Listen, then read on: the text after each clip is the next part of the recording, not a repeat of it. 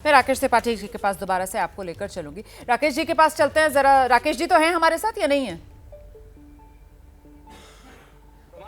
अच्छा, मुझे बताया जा रहा है कि राकेश जी के कनेक्शन में अब कुछ दिक्कत आ गई है। धर्मेंद्र जी दोबारा हमारे साथ आ गए, तो दिखाइए तस्वीर में अगर धर्मेंद्र जी है, ताकि अंदाजा हो सके कि कौन है हमारे साथ अभी। जी धर्मेंद्र जी, अपनी बात पूरी कीजिए।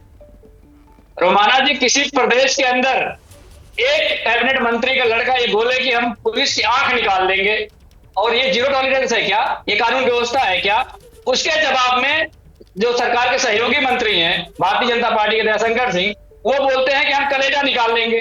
तो आज कानून के नाम पर किसी की आंख निकाली जा रही है, किसी का कलेजा निकाला जा रहा है, किसी पत्रकार की हत्या की जा रही है, किसी के व्यापारी के बेटे को अपहरण करके हत्या कर दी जा रही है। लेकिन आप लोग इतनी खामियां, इतनी नाकामियां, इतनी कमजोरियां सरकार की गिनाते हैं, लेकिन जब बात जनता के बीच जाकर जनता का भरोसा जीतने की आती है तो नाकाम भी आप ही लोग नजर आते हैं ना सर। तो फिर कैसे विश्वास किया जाए? क्योंकि आप जानते हैं लोकतंत्र है ये, और यहां पर एक बड़ी कसौटी जनता की जो पसंद होती है वो बनती है सर।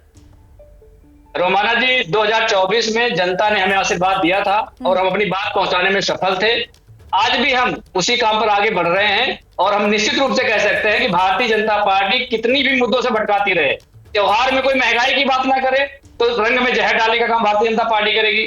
त्योहार में कोई सुरक्षा की बात ना करे तो उसमें रंग में जहर डालने का काम करेगी भारतीय जनता पार्टी। तो भारतीय जनता पार्टी की जो नाकामी है पूरे प्रदेश और देश के प्रति, जो जिम्मेदारी उसका निर्वहन नहीं कर पा रही है, उसको हम बार बार बोलेंगे, बेटियां सुरक्षित नहीं, उत्तर प्रदेश अपराध में नंबर 1 है। नहीं, आप विपक्ष में हैं, आपको पूरा अधिकार है, आप बार बार पुरजोर तरीके से अपनी बातें रखिए, लेकिन फिलहाल तो योगी आदित्यनाथ कह रहे हैं कि एक दिन ऐसा आएगा जब पूरी दुनिया भगवा पहनेगी। वो इसको लेकर आशा जता रहे हैं यहाँ पर। देखिए, योगी आदित्यनाथ उत्तर प्रदेश के मुख्यमंत्री हैं और उनके सोच पर तो मुझे कई बार तरस भी आता है। इस देश के प्रधानमंत्री भी भगवा नहीं पहनते हैं, इस देश के प्रधानमंत्री नरेंद्र मोदी जी भगवा नहीं पहनते हैं, तो सबसे पहले योगी आदित्यनाथ उनको भगवा पहनाए, फिर उसके बाद ये बात करें। इसी का कपड़ा पहनना उसकी अपनी चॉइस है।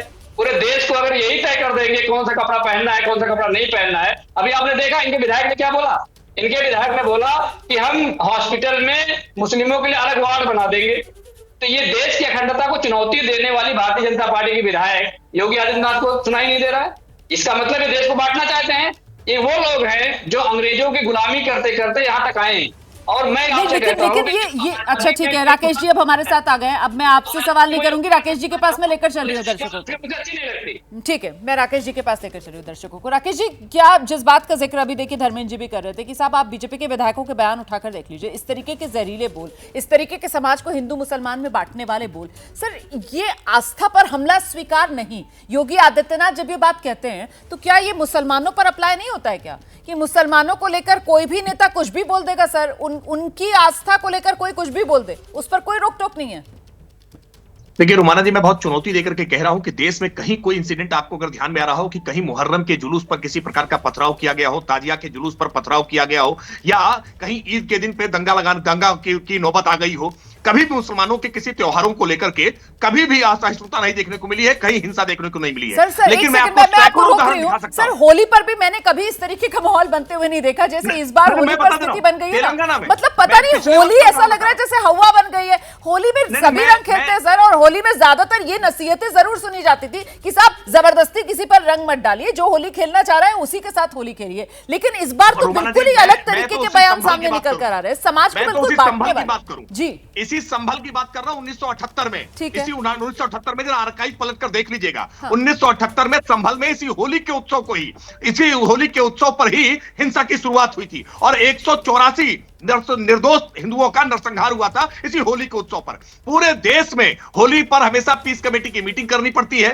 पूरे होली पर हमेशा रैपिड एक्शन फोर्स का मार्च करना पड़ता है। लगता है कि कोई त्योहार नहीं आया है, जंग लड़ने जा रहे हैं। पुलिस के लिए इतनी मशक्कत करनी पड़ती है कि जब जब हिंदुओं का त्योहार आएगा, रामनवमी आएगी तो संगीनों के साए में हमको त्योहार मनाना पड़ेगा, कांवड़ यात्रा निकालनी है तो संगीनों के साए में जाना पड़ेगा, अमरनाथ यात्रा जानी है तो संगीनों के साए में जाना पड़ेगा, दुर्गा प्रतिमा विसर्जन करनी है तो संगीनों के साए में जाना पड़ेगा। ये भारत के भीतर हिंदुओं को अपना डर के साए में त्योहार क्यों मनाने पड़ रहे हैं? क्या इस पर चर्चा नहीं होनी चाहिए? क्या इस पर सवाल नहीं पूछे जाने चाहिए? और शायद यही वही जो मैंने आपसे पहले कहा था ना, डिकोड कीजिए बयान, तो शायद यही उस मैसेज सामने निकल कर आ रहा है बयान का, जो योगी आदित्यनाथ की तरफ से यह बात कह लीजिए कही गई है कि साहब आस्था पर तो हमला स्वीकार नहीं किया जाएगा। भाव योगी सरकार का यही है कि सबको साथ लेकर चलना है। बहुत धन्यवाद दोनों खास मेहमानों का हमारे साथ जुड़ने के लिए।